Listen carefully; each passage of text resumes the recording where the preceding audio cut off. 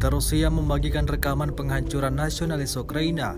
Rekamannya kemudian ramai beredar di media sosial Telegram pada Jumat 28 Oktober 2022. Dalam rekaman tersebut, Rusia memperlihatkan seperti apa pasukannya saat menggempur posisi pasukan Zelensky dengan rudal mematikan.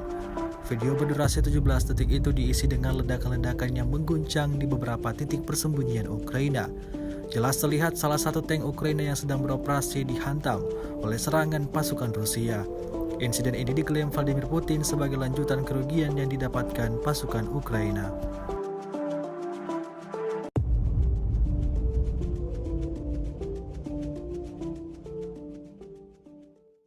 Terima kasih sudah nonton. Jangan lupa like, subscribe, dan share ya.